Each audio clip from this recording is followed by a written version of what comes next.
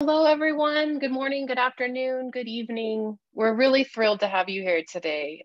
Before we introduce your wonderful epidemic urbanism faculty who will be leading today's module, my colleague and friend, Dr. Mohammed Garipur, and I would like to just take a couple of minutes to welcome you, to thank you all for being here, and to just share a little bit about the Epidemic Urbanism Initiative. First, just let us say we're really thrilled that there's been such a great response to this initial offering that we've done. This is the first time we have organized these Epidemic Urbanism Initiative workshops. We're really thrilled to see so many of you here today. I know it's a very early morning for some of you, a very late night for some of you, so we do appreciate you being here. Please also know that we'll be taking attendance today, so we can be sending you certificates of participation in the next week or so to recognize the work that you've done with us. As you know, we're about ready to start module 1 of this workshop series. So just a couple of brief notes about the Epidemic Urbanism Initiative. Mohammed and I founded this initiative in March of 2020, which was really, as we all remember, the onset of the COVID-19 pandemic. As part of this initiative, we've really created this interdisciplinary hub and research collaborative that consists of many different activities. As part of this work, we've organized many online international conferences, symposia, and roundtables, roundtable discussions. You can see the first of which was our signature event, Epidemic Urbanism Reflections on History. We also, in December of last year, published a book, Epidemic Urbanism, Contagious Diseases in Global Cities. And something that we're really proud of is that we've established a network of regional liaisons from 78 countries to really help sort of inform the initiative and to help suggest new directions and to ensure that all of our activities are meaningful to our global community. And the faculty that are here to present the workshop today are also members of this network of liaisons. Mohammed, is there anything else you want us to say about the initiative? No, thank you. Okay. So if you want to learn more, we do invite you to look at our websites. If you want to see some of these past conversations, if you're teaching and you want to use some of these materials in your class, we do recommend that you do that. You can find all of them online at YouTube. Or if you're a student and you're looking for more ways to learn about the intersection of health and the built environment, we welcome you to do that as well. And of course, at any time, we invite you to contact us with questions or suggestions at epidemicurbanism@gmail.com. Now I'm just going to bring up my notes to introduce today's faculty and our illustrious speakers. So now it's my pleasure to introduce today's session and the faculty that'll be leading today's conversation. First, Dr. Sheikh Serajul Hakim will be lecturing on herbal informal sediments. He is professor of architecture at Kathmandu University in Bangladesh, where he teaches history and theory of human settlements and mentors advanced level graduate and undergraduate design studios. Next, Dr. Tej Karki will be lecturing on space and people's resilience to pandemics and disasters. He is a professor in the School of Architecture, Design, and Planning at Lovely Professional University and has prior experience teaching urban sustainability and climate change courses at Boston University and International Planning and Policy at Tufts University, both in the United States. And finally, Dr. Merie will be lecturing on tourism and cultural heritage sites. She is a lecturer in architectural history and theory at the University of Babylon in the Faculty of Engineering. And is also a researcher at the Heritage Borders of Engagement Network. So now it is my sincere pleasure to hand over the microphone, if you will, to our faculty for Module 1. And Hakim, I invite you to share your screen and begin your presentation.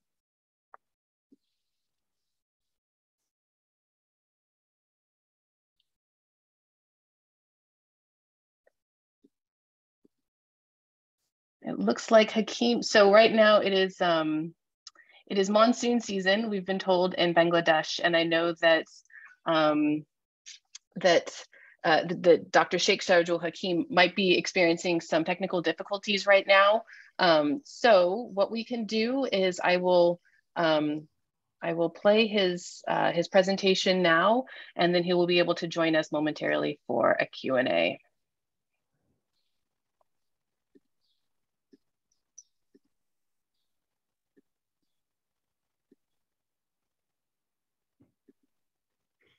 Thank you, Caitlin and Mohammed, for your nice speech. And thank you all participants to be here today. So let me go straight to my presentation. Okay, I think you can see this. So let me begin here. All right, so the session plan for today is basically a 90-minute session that we already had that welcome note. And then the introduction we already had to workshop module 1, introduction to lecture titles and short biography. I think this has already been conducted. So now I am Professor Sheikh Serajul Hakim from Khalel University. I will be presenting. The following two will be Professor Tej and Dr. Ula. And then we'll have a combined Q&A session. So my topic today is care as a function of scarcity, flexibility, and empowerment. And it's lessons from COVID time in the urban informal settlements. I will be basically talking about the settlements in Khulna, Bangladesh. This is a research that I shared with you already as reading material. I co-authored this with Salma Akhtar and Syed Rahman. It was conducted during the COVID time and later published in the Journal of Urban Management. For this workshop, findings and realization from this have been further reinforced by other findings and other research from one is from one of my master's student, Dinita Poddar, and then another is a few works from some community architects that I will be referring. So all combined here, I attempted to sort of theorize the adaptation efforts of informal settlements using the lens of care.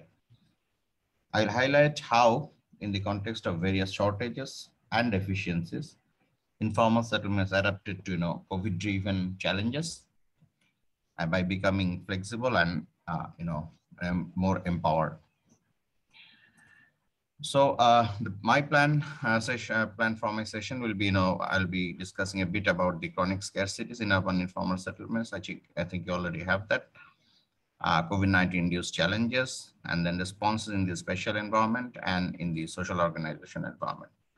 This I will follow up with written responses. I'll try to correlate, my findings with whatever you guys have, sent us. So it will be presented as a summary. Then we'll discuss a bit, very little about the concept of care, and we'll try to establish or argue that care is a function of scarcity and flexibility and empowerment in this particular context. So this is us. You can see this is Bangladesh. So we will be talking about one of these coastal cities called Khulna. Large number of Khulna population are slum informal dwellers, and they are subject to various lacks, and many of which are constructed. These lacks and scarcities, they're not real. I mean, they have been constructed by various regimes over the years. And there are, 25 to 30% of an urban population, they are slum dwellers. And they live in, these mosaic-like cities, settlements all across the city. And they actually contributed quite a big amount to the GDP, as you already know. So here, you can see that, various, we studied, in these settlements, about the resource availability and vulnerability. So what we found, you can see that, various infrastructural, social, and economic vulnerabilities are there. They scored very poor and poor in here. but they have scored better in the areas of social networking and access to information. Same goes for uh, vulnerability in terms of they are vulnerable in terms of critical infrastructure, which are healthcare, wash, solid waste management. They have quite, I would say, very tight in-house environmental condition, and have problems with employment, food security. But again, they fared good in wash. Means I think you understand wash is water and sanitation hygiene related training program. And their participation in those programs, community enforcement of these learnings, and assuming leadership when it was required. And that was during the COVID time. So here you can see that. And here, in terms of adaptive capacity and qualities, these settlements, you have seen examples, how when they divided household spaces in order to, household spaces, of course, they have scarce spaces. Even if you're having that, they have divided spaces, in order to isolate and separate when someone got infected. But they suffered heavily from shared wash facilities and lack of municipal-led solid waste management facilities. Especially, but the women especially during that time, because there are so many, health and wash-related activities were suggested by municipalities and different organizations, NGOs. We saw the women acquiring, very useful healthcare knowledge. They adopted good wash practices. At the same time, the overall attitude changed. So that actually helped together with those flexible attitudes and activities, help them cope better. So when we put them in a graphical form, we saw you can see in these three graphics that they fared better in the social areas, information communication areas, more soft stuff, like not really the hardware, not really the space and materialities, rather the soft stuff, like the social dimensions. Then they participated well. Despite having bad institutional arrangement, they participate in whatever program was thrown at them, offered to them, they participated there. And then that, again, you can see the social dimension of, adaptive capacities and qualities. So that scored again better. So what happened, in addition to, some very small infrastructure-based Good afternoon to everyone. Interventions, they And welcome actually to this presentation. adapted better to that due to having that, that social capital and all these social networks and all these relations. So that's quite interesting how they, the physical, spatial, and the social work together for a better resilience, better adaptive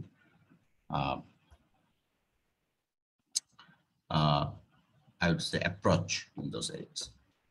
So now you move on to the second example, the master work.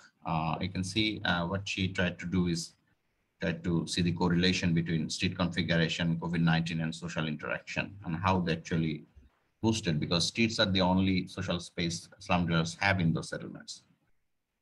So she actually, looked at possibilities of street in adaptation to the pandemic, and she looked at, street as a key tool to shape the local social integration of slum dwellers, even with, considerations during, pandemics like COVID-19.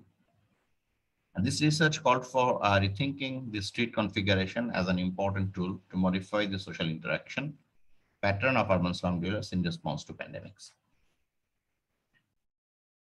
In another effort, this was the work of a few community architects. They're quite prominent architecture, community architect group called POCA.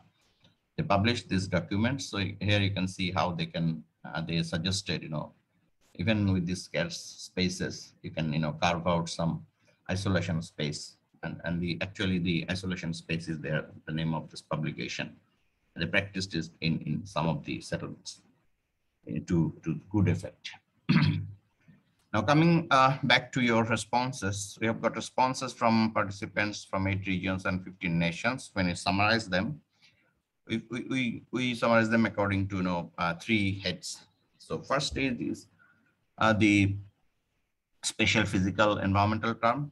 you have written that urban-rural planning is a problem, and planning standards and decentralization is a problem. Land availability of land, accessibility of land is a problem. Healthcare wash infrastructure, public open space, their absence and underuse is a problem. Housing, household spaces, lack of spaces, and those were additionally problem for smaller cities and rural areas. There are also societal and governance related problems you have talked about. These include inequality, shared planning goals among stakeholders, stress and trauma among health workers, mismanagement, corruption, design hygiene standard, illegality in tradition. I mean, the use, not underuse of tradition as a tool for, caring for pandemics. Then economic financial problems like poverty, food security, infrastructure investment, and poor payment came as, other problems.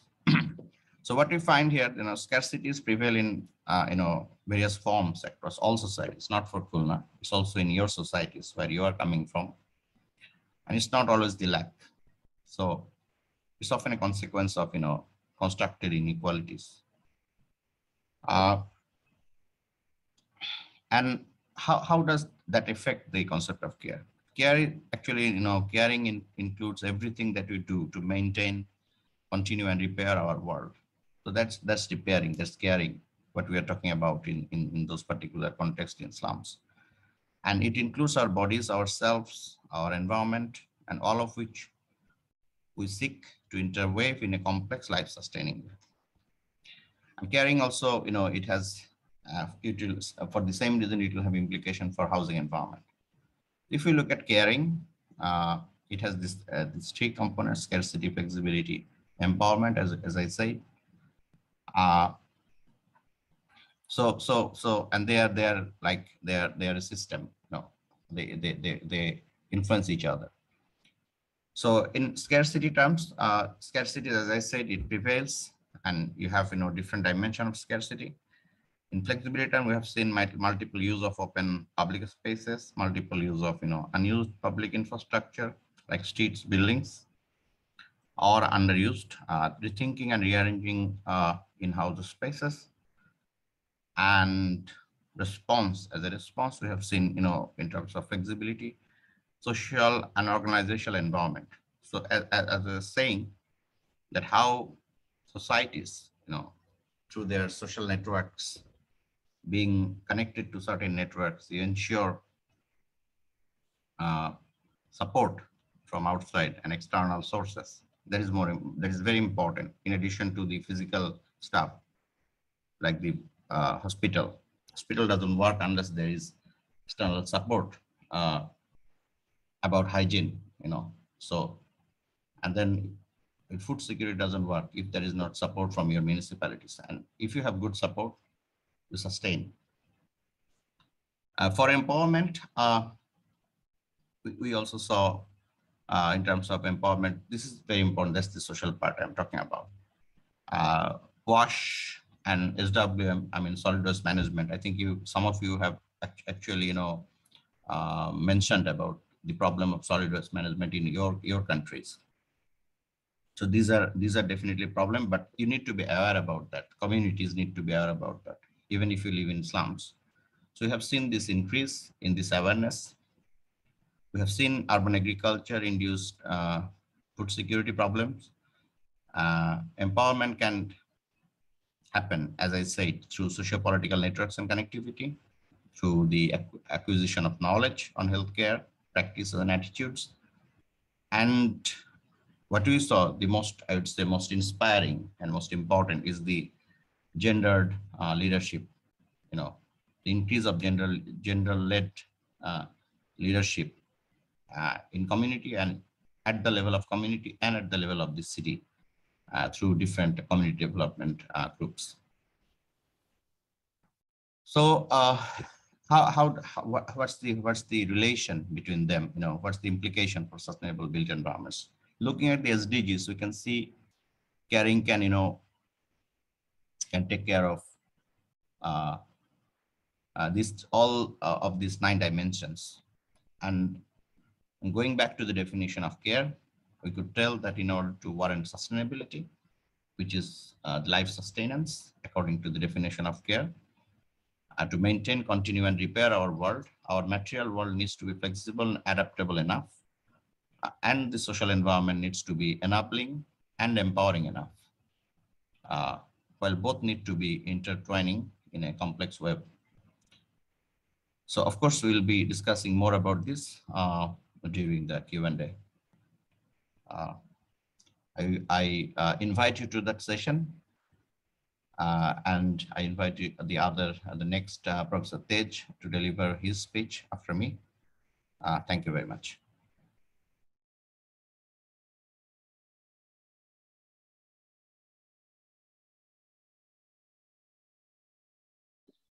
Okay, thank you so much. And here comes Tej.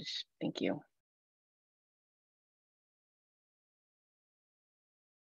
Unmute. Yeah, is it visible? Yes, you just need to, yes, please just share it, or you need to just like, yep. I think I'm there. Okay. Perfect. Yep. Good afternoon, good morning, and good evening, depending on where we are in the different time zones. It's a great pleasure to share my presentation here. So my topic today is about public space and human resilience at the time of crisis. I'm taking a case in Kathmandu, Nepal. So it will be a very simple, I'm sharing a very simple story just to stimulate the discussion today. So I begin my presentation by showing the location of Nepal and Kathmandu. You can see that Nepal is located between China and India, and the Kathmandu is the capital city, which you can see on the central right side of the map.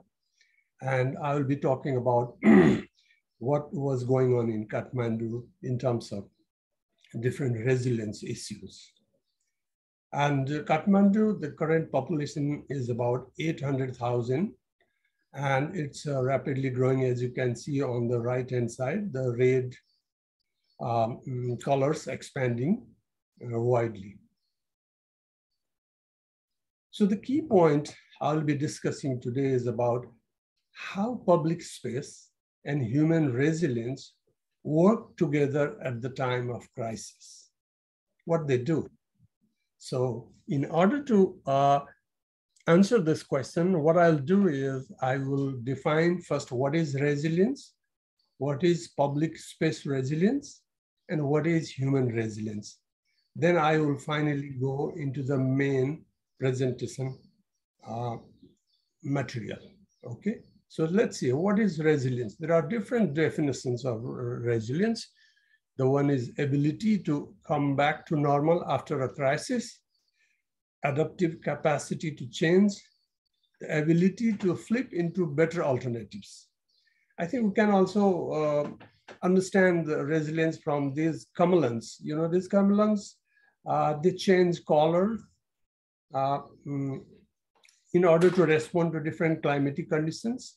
They keep changing colors and adapt to the situation.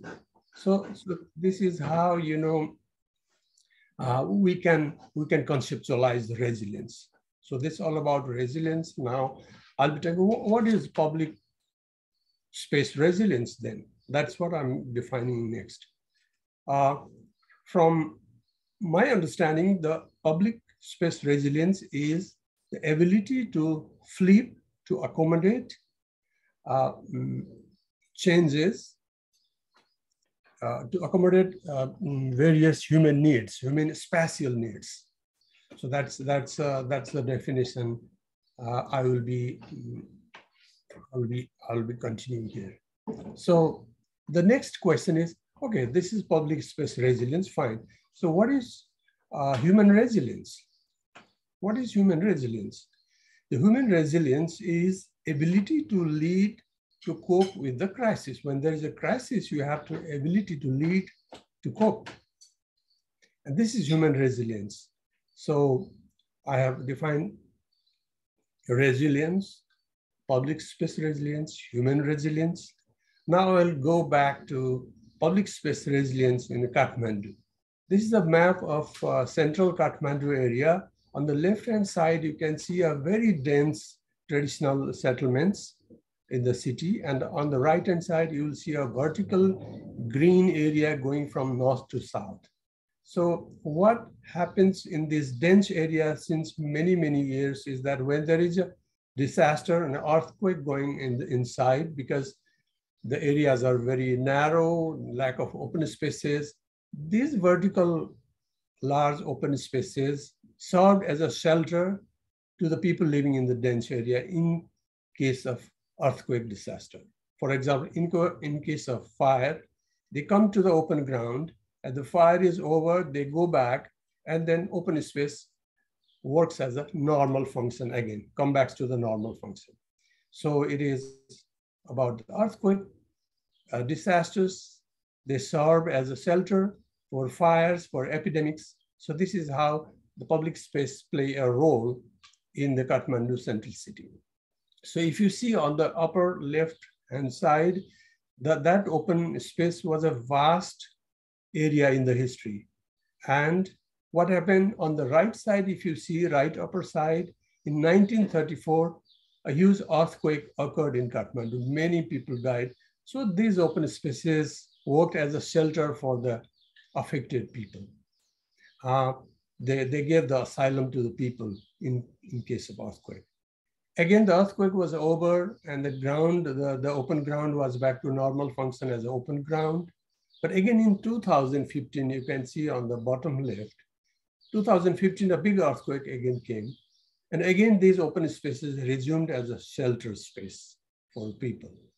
So this is how we see the relation between people and disaster and open space resilience. So the next, even the smaller spaces in the neighborhood, they served as a shelter to the people at the time of earthquake. If you see the downside picture, all people are waiting there in the balcony or veranda, counting on the open space because they had suffered an earthquake before and they don't want to go to sleep because they want to wait. The next earthquake might occur. So just in case that happens, they are hoping that they can go to the open space and they can save their lives. So here you can see a lot of people sitting on the aisles, road aisles. Why these people are sitting on the road aisles? What's wrong? What happened to them? Actually, it's the similar story. In a few hours back, there was a huge earthquake and they are fearful that next earthquake will come as an aftershock.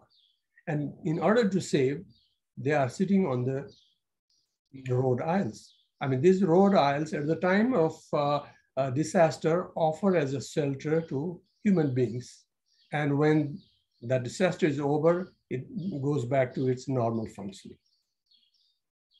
The same case, all the roads and public spaces, they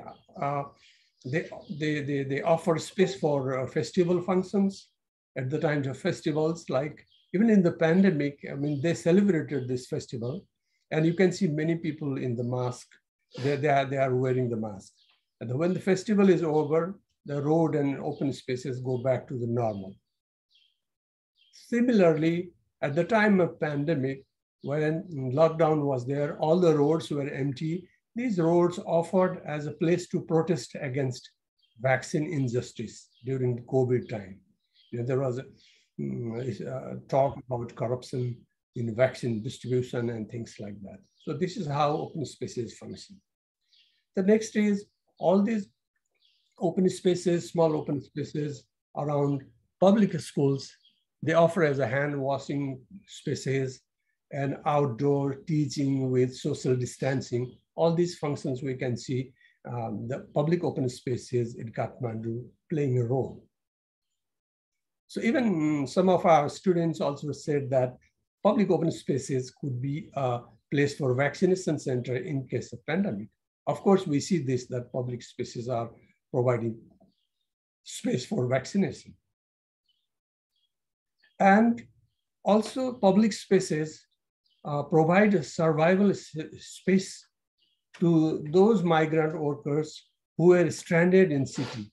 These poor migrant workers, they work in the city, earn some money and send home. But when sudden that lockdown happened, there was no transportation to go home. They had to stay in the central city, and there were no jobs. All the jobs were shut down. So they were starving. At the time when they were starving, these public spaces offered space for their survival. And at this time, these public spaces offered their resilience, and also the human resilience comes into the picture. When these people were having a problem with the food and everything, they were in the public space, the human resilience came into the play. And every morning and evening, one woman comes and gives the food to all these people. So there was a talk of the town, who is this woman serving food to these poor, hungry people? So she was nothing else than Indira Rana, and she was a social worker, a social activist. She used to take care of the children of the prisoners who are in jail. So she takes care and nurtures the children. So she saw, I mean, hundreds and hundreds of people, stranded laborers without food and all. So she took the initiative to go to the public space and serve them the food.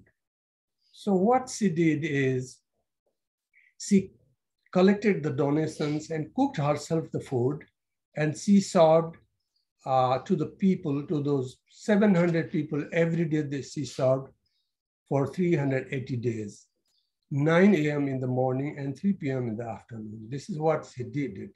So this human resilience also comes into play in the public spaces. However, these public spaces resilience are under threat. You can see on the left-hand side, the light green area, gradually that area shrunk into a small patch in 2017.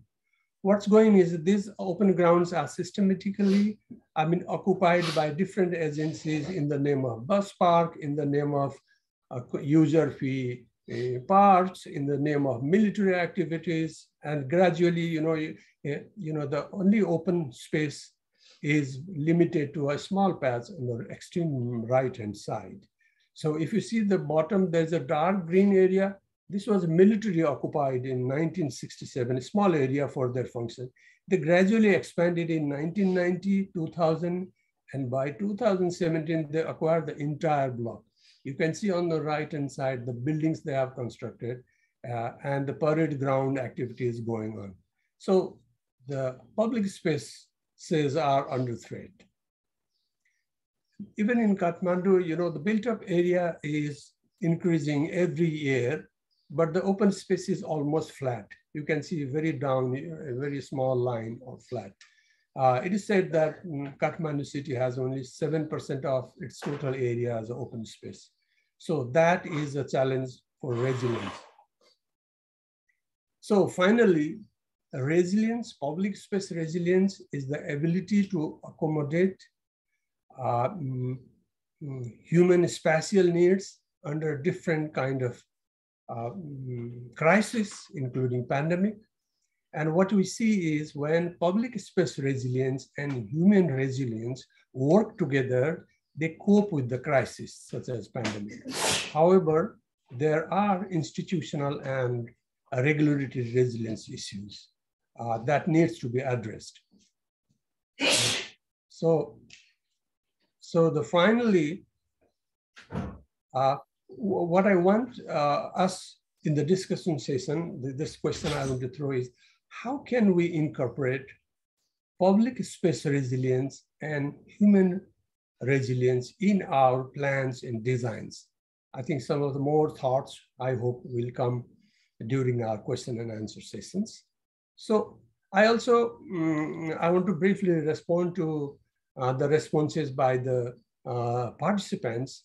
They have given definition of urban resilience, public space resilience as ability to transform for emergency health purposes, adaptability, ability to cope, accommodate diverse activities. All these functions are good, and I thank them for their responses.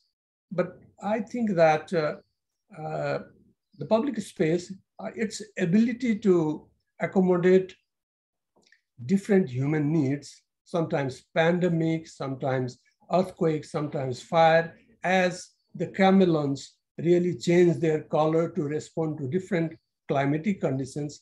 I think this definition, that accommodating ability to flip to accommodate diverse human spatial needs, I think this is more relevant definition to public space resilience. That's what I think.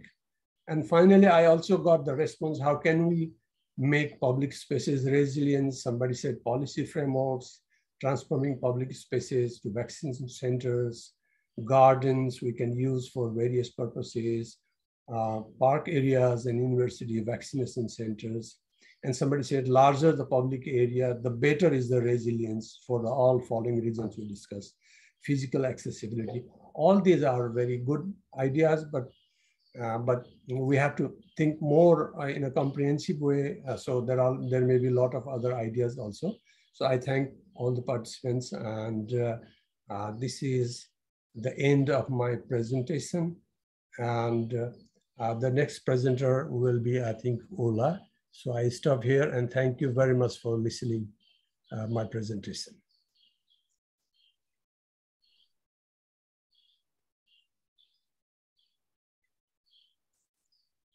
So I think, yeah.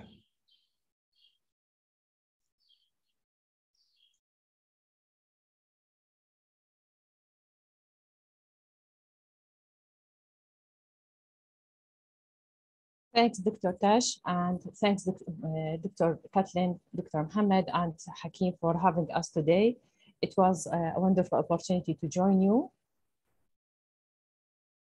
I hope you can see my slides right now.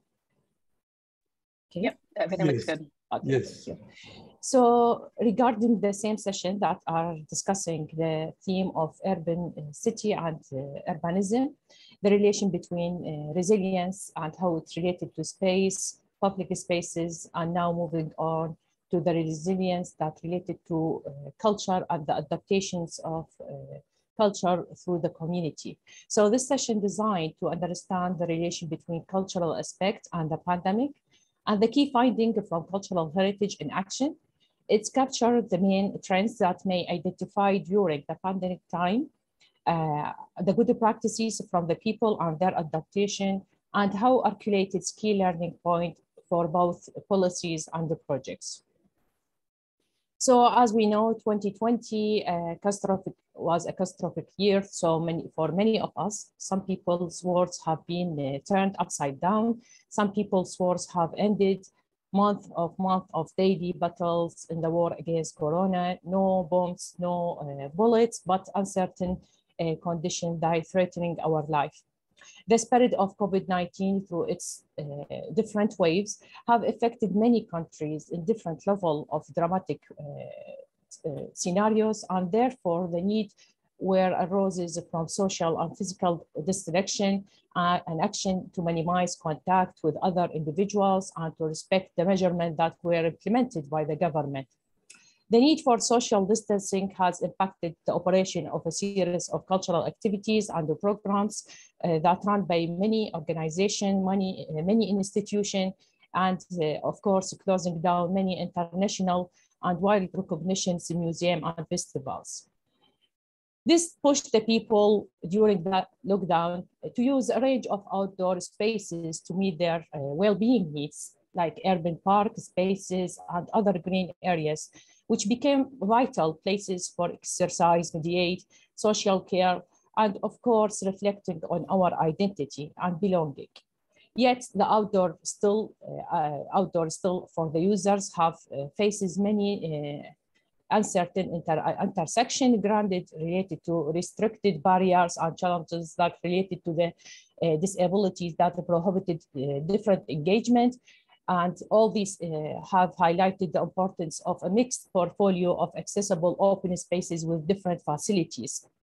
During the pandemic days, we have been faced many difficulties in maintaining communications with the public, while the digital adaptation has been our biggest challenge together through the post-COVID recovery. It's hard truth to say that we need to admit that we lose something after we until we really lose it. We didn't know how it's valuable to us until we lose it.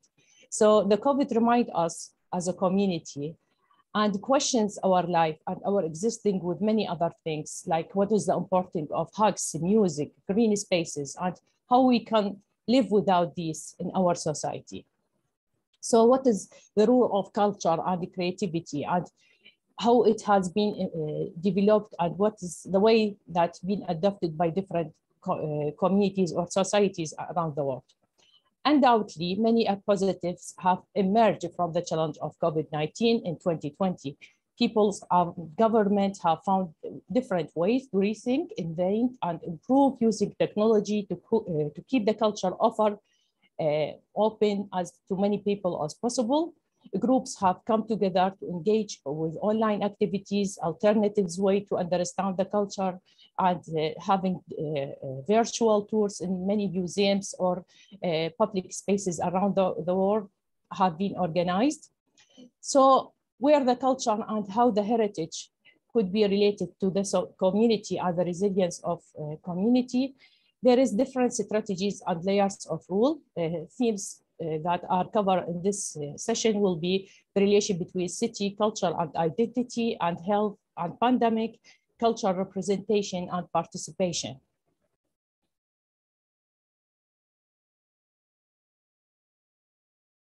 So culture and heritage sites are in many cities are inventable sources. It contributes to the economic development, social cohesion, and citizen sense of place.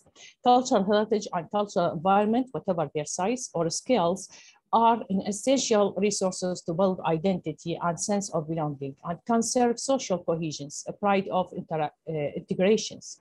Thus, it is essential to know how local community or local culture resources could be adaptive to find alternative ways to use and regenerated through pandemic time. Heritage is a diverse source. It ranges from tangible culture, which included buildings, landscape, historical, industrial sites, or intangibles like music, folklore, traditional language, festivals, different types of dancing, which all could be also related to the specific context. And of course, there is the natural heritage, which included culturally significant landscape, and that has its own identity and belonging to the place itself. So heritage is also a shared sources. Its relevance of cultural heritage largely defined and determined by the community who make use of this heritage and work to develop and adapt it. And today, we have the opportunity to reflect and reset how we live, interact, and rebuild our cities in post-pandemic time. Heritage notably connects with different policies such as social cohesion, urban regeneration, skill representations, health and well-being, art, craft, social innovation. So during this session, we will explore how historical, cultural, or heritage sites in our community promoted or empowered the cultural resilience during the pandemic through different layers of engagement, and particularly in the Iraqi context. So to give you a brief introduction about Iraq, it could be known as the Mesopotamia. It's one of the oldest cultural historical lands and considered one of the most influential culture in the world. It's the regions that, the region between the Tigris and the Euphrates River, which historically known as the Mesopotamian, and also refers to it as a cradle of civilization. Mesopotamian legacy went to influence and shape the civilization of the old world in different ways, such as inventing writing, systems, mathematics, law, and also Iraq, as a modern country today, has diverse ethnic group and background, religions and beliefs with different types of rich heritage. The country is known also for its poets, architects, painters, sculptors, who are among the best in the region. So, and some of them being world class. So Iraq has known for producing handicraft too, including different materials such as rugs, carpets, among many other things, like an intangible types of heritage. In this session, I'm going to discuss the three layers of cultural and heritage sites in terms of their image, context, impact, and engagement with their local communities. So the first one is the international heritage and cultural sites, which could be referred as the landmark that recognized by the International Convention Administration by the UNESCO as known for its wide image for in the public media and widely introduces to the world. So World Heritage Sites are designed by the UNESCO and having cultural, historical, scientific, or some of them significant in terms of its size. The second one is the traditional cultural and local heritage sites, which mainly related to the context itself and different layers of history that defined the historical context, its rituals, its traditionals in terms of its architectural buildings, allies, historical sites, and different layers of history that all work together to improve this sense of belonging for the people. And the third one is the natural sites, which is empowered by the significant heritage of the area in terms of its natural resources. For the first one, the international widely image, and as many countries or cities around the world, because of the curfew and the lockdown that happened, and it's varied in terms of its time between a few months to maybe 6 months, or even expanding the time month after month. There was a limitation in terms of a flight connecting to tourists and also entering to the country, which limits the opportunity to engage with the public, especially for the national museums, the national galleries, maybe also the theaters, the main theaters, the festival that run mostly by the government to be introduced to the public. So it was a restricted measurement, put much pressure upon social and the quality of daily life in terms of the international wide perspectives of heritage. Thus, the people learning to reading and adapting cultural tissue to overcome and coping with pandemic from different layers, so from different perspectives, not using the one that's widely known, but moving to the second layer of heritage, which is related more to the traditional sectors. So in terms of city culture and identity, how the people want or adapted this form of heritage in their daily life. We want to involve citizens in the change of model needed to foster a creative economy. This one was one of the main quotations that have been highlighted by one of the participants who were organizing voluntary tours in the historical city of Baghdad. So he tried to overcome the COVID pandemic and force rapid closure of heritage by enhancing the people engagement through running voluntary tours in the city of Baghdad, the traditional allies or open spaces, trying to break down and the isolation that the people faced during that time. So during also the post-pandemic or the post-lockdown of the period, these heritage places are slowly opening to the new normal. So wearing masks was becoming a normal tradition in these places. And it's also showing how the people try to adapt it slowly to these measurements that happen in these places. Another one of cultural representation was run by a voluntary NGO, a group of young people who used to use the time that the lockdown happened in the city to improve the capital of Baghdad. It's trying to instill hope in the public through colorful mural on the wall of many walls of Baghdad, in house specifically in the old district of Baghdad, in A'damiya and Kadmiya, which was the historical traditional center of the city. The volunteers that named themselves as Butterfly Trial or Butterfly Effect travel across various districts in the city every day, changing the face of the walls and trying to colorful the walls to give the people hope. They depicted Baghdad folklore and history in their work. So they are using different types of folklore, traditional image of public people who known for their significant work through the history and try to paint them in the traditional allies. The team, which also decorated capitals for painting and protifying the fight against COVID-19, was also known for its significant impact over the children specifically, and how they improve the people's life by drawing these colorful paint. There is also the participation with culture and how the institution, through their academic system, mostly professors or teachers from different scale, whether they were in schools or university, trying to adapt the public spaces, the historical or traditional center of the cities around them, to make them as an open classes. So instead of taking normal classes inside the university premises, they try to take the students out, trying to engagement more with the open space, improving a different layer of engagement with the historical sites. And it was a great experience for them to break down the isolation that they feel, specifically for the young people. Also, there is a continuous trend of this behavior, which we can see still now in our community. It's how to enhance the people engagement with the historical site, arranging different scales of groups to take them outside the city.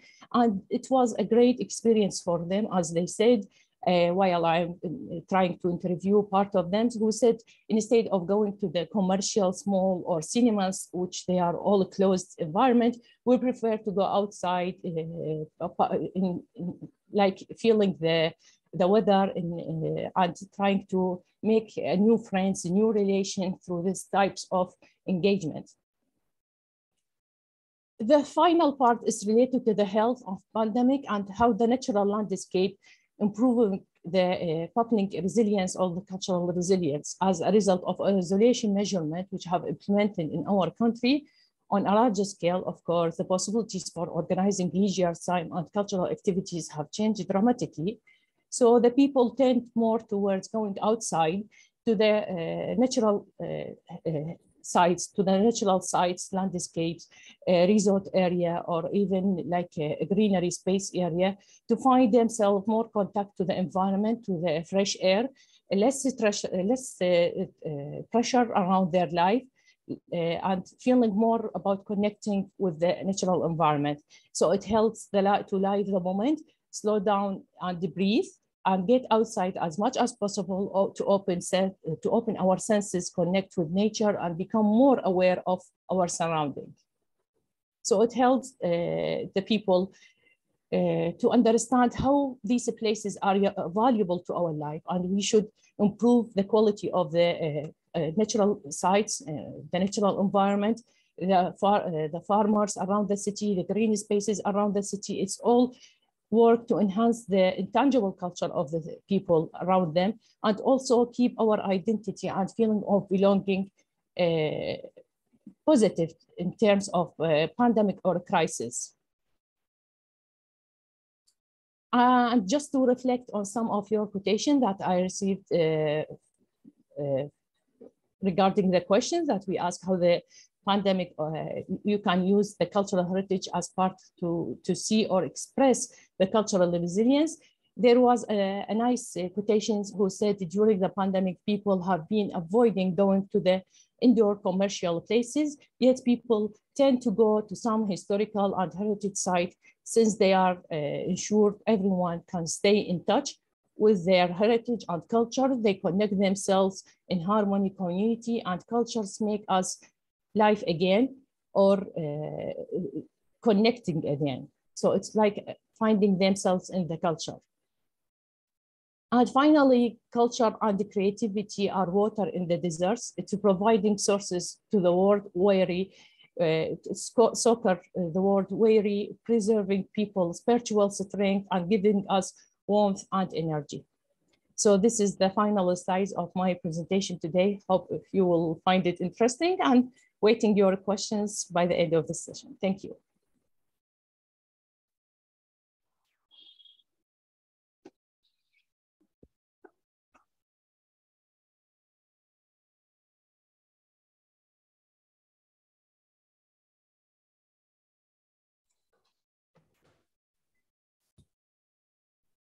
So Dr. Hakim, you would like to? No, basically expecting questions from the participants. Yeah, I want to add, I mean, just to point out the difference and similarities between the three presentations we just did. I think there are three. For example, if you ask me, so my adaptation was basically focused on the role of empowerment and being flexible. So these are the two two big criteria, if you can put in that way. Professor Tej, he actually he focused on, I mean, sort of he talked about the the availability of hardcore public space, like the public space in this sense. It's a speciality he talked about. And then if you look at Ula's presentation, that was more like resilience. Culture being the main criteria, and cultural stuff, cultural activities, promotion of culture, involvement of people and communities.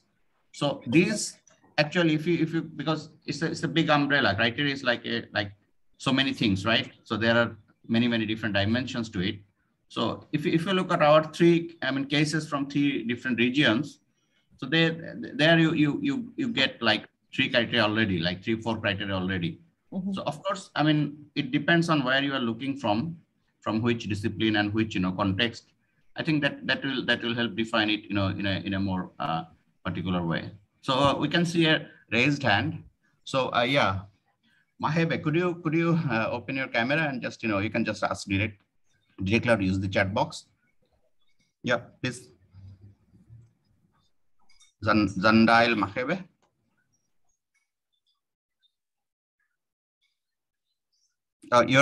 You're muted.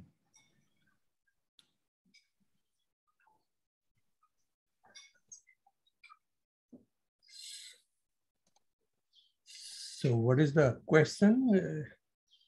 How can provision of public spaces be given importance in a 3D world, countries such as Nigeria, to serve as safe spaces during pandemic situations? Service. I found interesting reflection over the question of the relation between cultural resilience and the pandemic. One of them highlighted how the cultural traditions, the spiritual activity that the people tend to do through crisis, such as prayers, specific dancing, or folklores, help the people to overcome the pandemic stressful time, and how it enhances the people community feeling together, not isolated. So even the slogan was always stay home, stay safe, but people naturally tend to react differently to that. They would like to interact to each other, communicate, and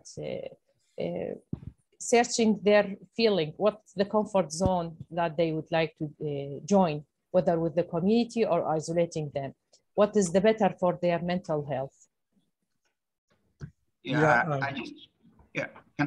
Okay, Prof, please go ahead, please. Yeah, there's a question from Nigeria that, how you can save. Yeah, public spaces are important resources for pandemic resilience and for any other disaster resilience, but there are challenges of protecting them. So I talk about institutional resilience and regulatory resilience. In the third world country, the regulatory resilience to public spaces are very weak. So they are encroached, public spaces are converted into private spaces. At the same time, the institutional resilience to monitor, to preserve is lacking. As you can see, those agencies in the name of different use, they are themselves, institutions are themselves encroaching the green public spaces. So that is the thing. But in the pandemic situation, what I think is that, this pandemic came suddenly. So there was a lack of resilience in thinking. That was the main origination, because a lack of resilience in thinking to uncertainty. So suddenly this pandemic came, and then migrant workers were stranded in cities. The authorities didn't know what to do. And they just stopped them, and they stopped transportation. They could not go home. and then they had to, without food and all. But if they had some kind of resilient thinking, they would have allowed for certain hours to the public transportation until they reach home, give them the masks and other things, social distancing at the same time. But they think that, oh, it has to stop everything. The cultural activities should stop. The migrant workers cannot go anywhere. They have to stop. So because of that kind of resilience thinking, lack of resilience thinking, many people suffered. Now, gradually we are learning now we are, adapting to live with pandemic in heritage sites, adapt to live in the city and go home and the transportation and all. So there should be a resilience to uncertainty. We don't know what is that uncertainty. We should be prepared that, what can happen, uncertain things can happen. So we should be flexible in thinking. Actually, there was no flexible thinking. There was rigid thinking that everyone should be stopped and then migrant workers should starve. And this is what should be done to stop pandemic. So there was a lack of that kind of resilient thinking. That's what I want to say. So let's go to some of the other questions if there are, so to answer. Yeah, there is another, there is a big question from Shorab Zaman. Okay, he added some thoughts. He said, in a surrounding like South Asia, streets act as a vital space for public. And depending on the picture Dr. Hakim showed, it's really brilliant how the spaces acted as a resilient public spaces. I mean, okay. I think designers can utilize this little response, and open spaces should be more incorporated within the functions rather than left in a big chunk like Kathmandu. Real nice presentation for all. Thank you. Okay, thank you, Saurabh. That basically, this is what I was meaning. The Nigerian question is actually very relevant because UN Habitat uses a framework for slum upgrading. Probably you are familiar to this. It's called street-led upgrading. So that's the lens that actually is recognized by UN Habitat that the role of streets in upgrading slums. That is how important the streets are. Even in the discourses of UN Habitat, it is seriously mentioned. And then came the pandemic. So the focus of street was much earlier than the pandemic came. So when pandemic came, we came to see many different uses of a street, in a more flexible, in a more resilient, increase of resilience. So the Nigerian question returning to the Nigerian question from Nigeria, from my experience with, exposure with these, planning bodies and working over past 2 decades, I have seen the importance of, public space for public space's sake, even for the sake of public space, it is generally absent from planning discourses. When they design a housing, go design something, you hardly see, you'll always see the economic, the cost benefit analysis, taking over the role of, public space. And then when we're talking about the role of public spaces in, increasing or in enhancing pandemic or, pandemic resilience, then it becomes very, I would say very relevant and very useful. And this should be, shouldn't be, any planning initiative. It should be something like, some advocacy sort of stuff, some sort of, real understanding, some sort of real change in the mindset of planners. That is, I think, more important rather than the actual act of planning itself. So they are generally absent from planning discourses all around, most places in, developing countries like ours, Nigeria, Bangladesh, and countries like ours. So, okay, sorry, Salma Akhtar raised her hand a few moments ago. Salma, would you have a question for us? Yes, it's not my question actually, but I want to explore the answer from both from the presenters actually. I want to know how we can incorporate the culture with the pandemic resilience and with the care infrastructure concept. Since this concept is different, the two concepts is different, the culture during the pandemic and the care infrastructure during the pandemic. So can we incorporate these two concepts under one umbrella? when we design and construct the settlement for the marginalized, how we can incorporate this culture concept with the care infrastructure? Yeah, I'm pretty sure it is doable, because the problem is, like, when we go working in the informal settlements, like, more the the immediate things, they come up. But if you look at the problems under an umbrella of culture is a very, like, cross-cutting, a big, it's a, like, very vast idea. So within that, obviously there can be some analysis. I'm pretty sure the analysis could be done.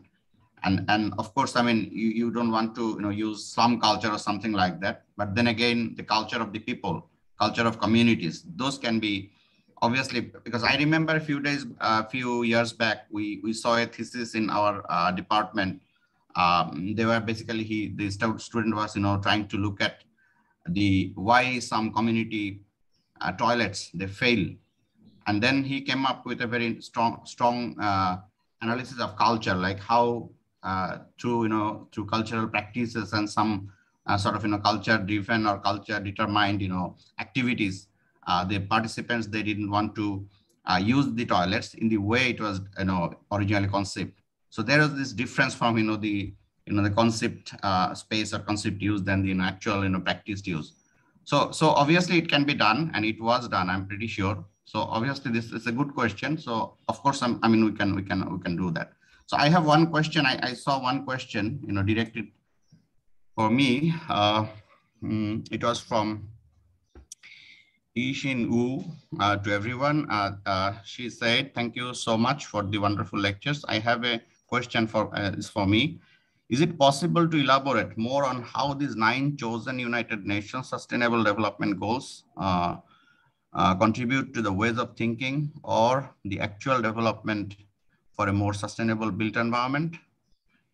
Yeah, I mean, yeah, of course.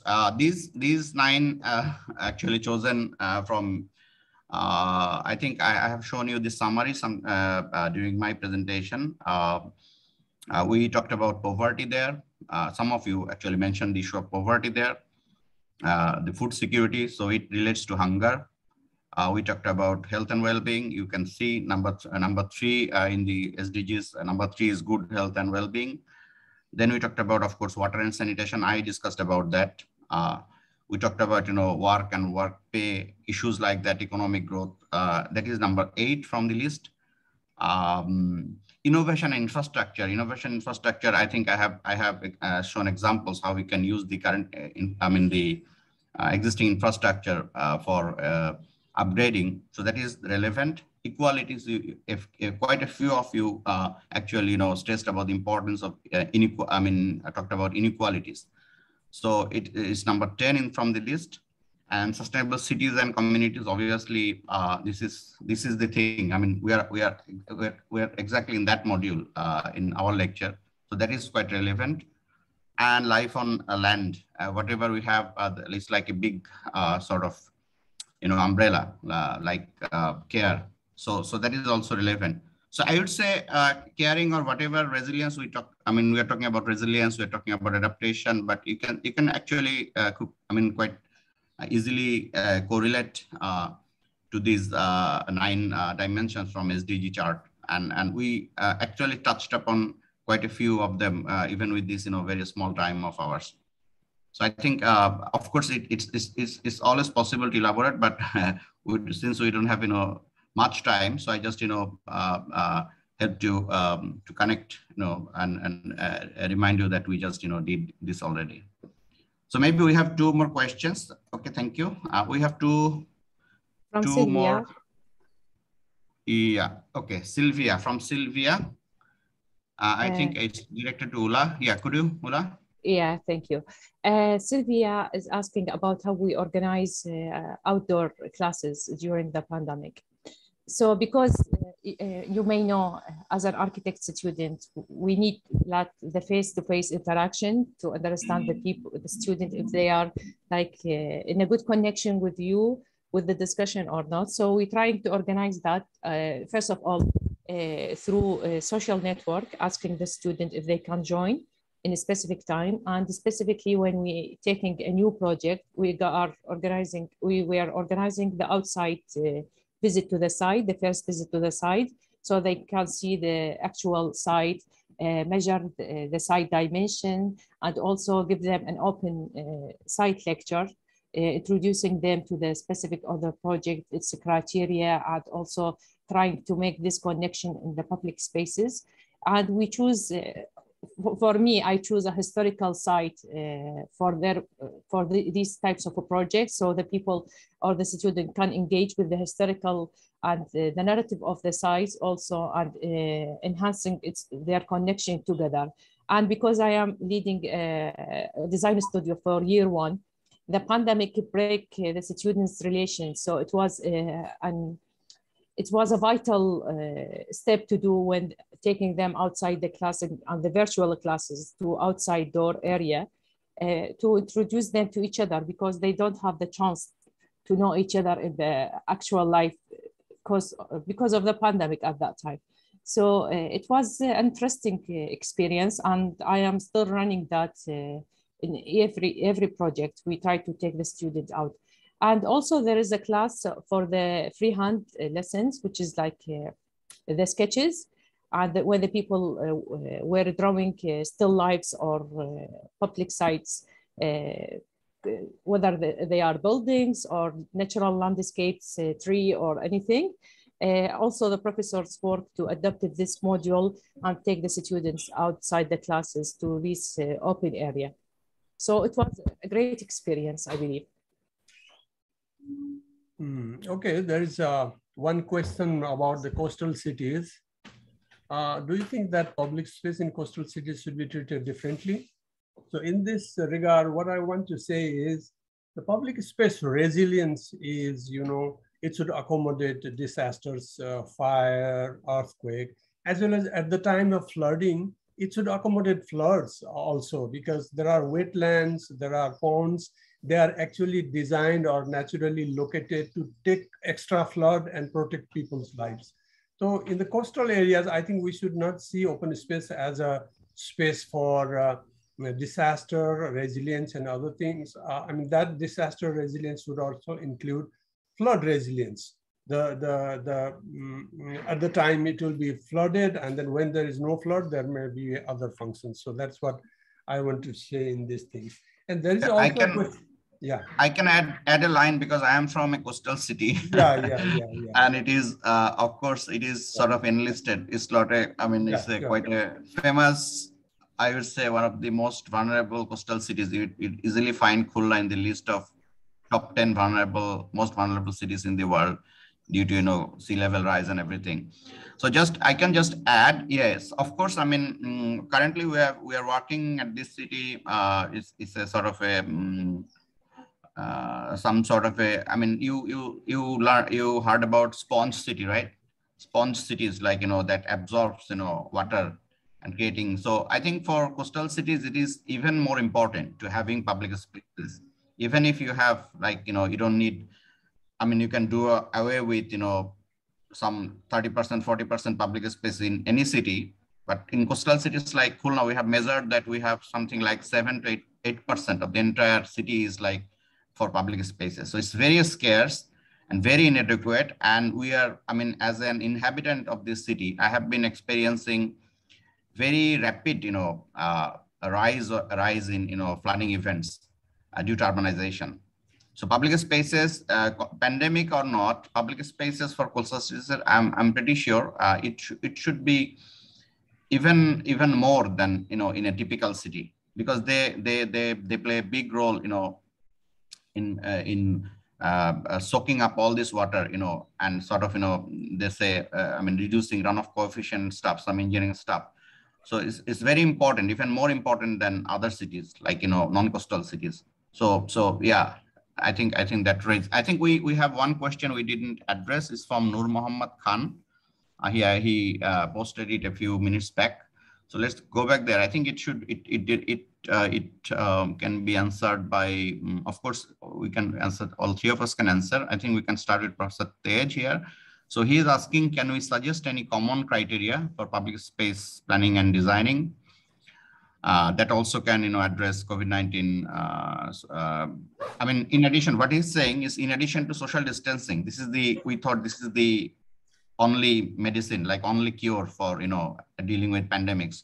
But then in addition to that, whether we can talk about any other planning and designing criteria, which can be, useful as an outcome of this workshop. Can we use one of those, like, talk about any of those in addition to that thing, or as an alternative to that thing?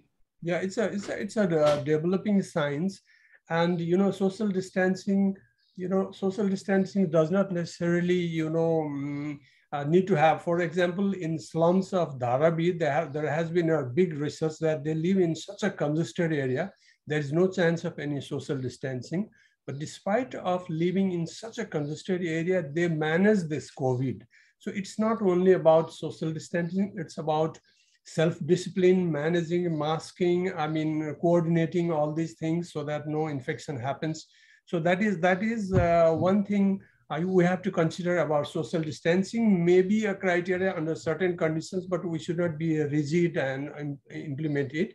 There may be different ways that Dharavi has shown it.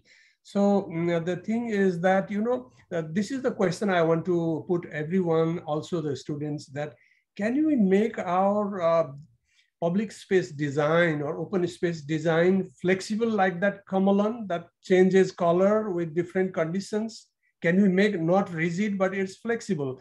At the time of pandemic, the role becomes different. We can do, I think, in housing, we can folded housing, we can fold in different shapes to accommodate different functions. So like that way, I think our thinking should start a resilient way of thinking that, how can we make open space and our designs so flexible that at the time of pandemic, they will behave, shape differently, and at the time of normal conditions. So this is a big question of thinking for future about this resilience. So we should always, and there are amphibious houses in case of disasters. I think Netherlands is developing at the time when there is no flood, it's a normal house. When there is a flood, it becomes like a boat. So they have thought about that kind of resilience. So even for the pandemic and disaster, the key question for architects and the planners is, can we make a flip-flop kind of design that flip-flops to accommodate different needs and be flexible? So that is a big question. I think more research will go on, and then I think architects will start thinking in this line in future. Yeah, I just want to add from my presentation. I also talked about flexibility, and then I also talked about people in terms of empowerment, empower them, enable them. So you cannot do it alone. The spaces cannot resolve everything. So it's always people and space.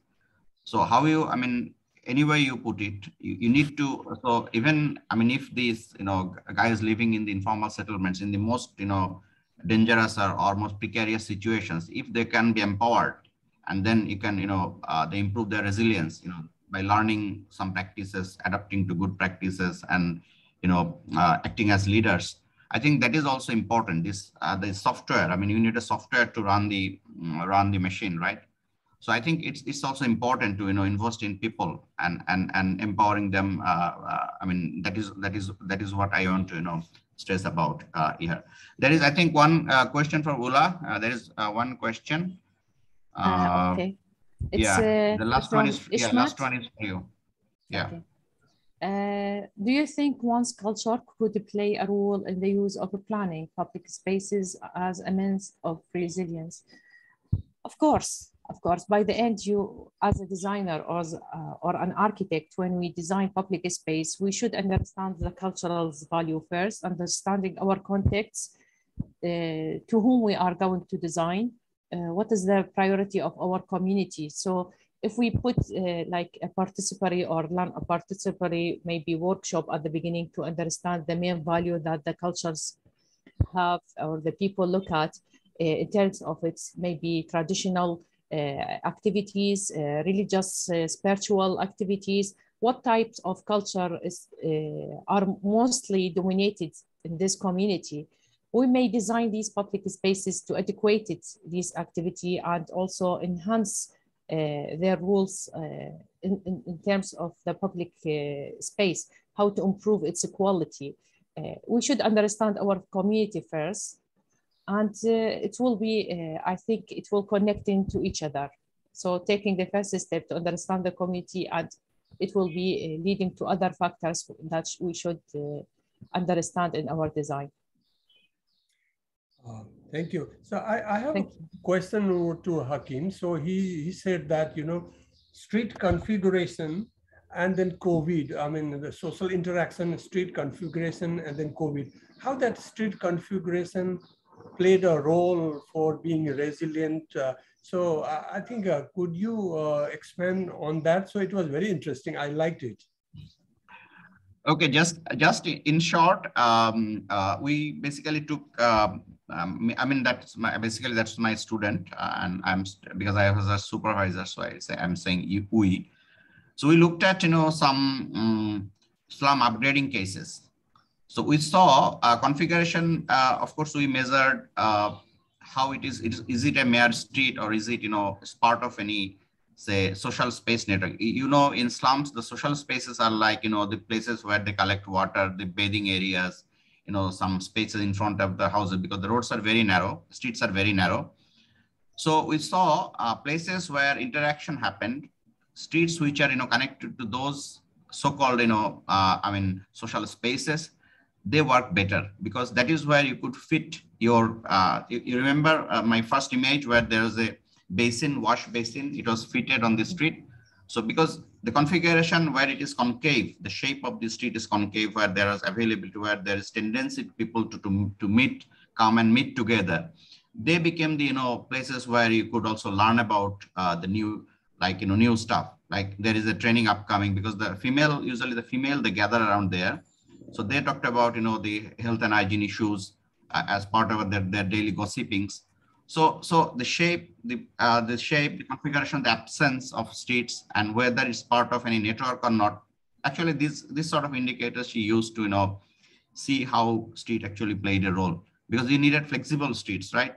And streets needed to be flexible, where you could, you know, apart from your daily movement and everything, you could install some new stuff, use a billboard, gather people around, you'll find people. So that was the basic thing. So she sort of, you know, looked at 2 cases during pandemics. Okay, thank you. Thank you. So I think we are almost at the end of our session. Yeah, maybe we can take one last question from someone. Okay. One last question from anyone? It's not a question. Hello. Yeah, please. Yes, from Malaysia. It's not a question. It's just to share a little bit. I think maybe some of us are using space syntax, familiar with it. And I also teaching space syntax in Malaysia, in my school.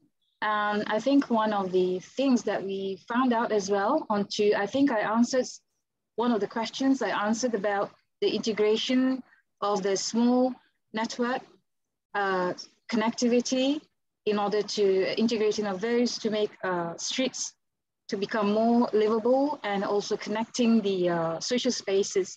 So I think the streets becoming to be the social space can really be, be embraced and be more, given more attention actually to the authority, I think, for to really emphasize, it's a breathing space for people really, to really be taking this into consideration more seriously.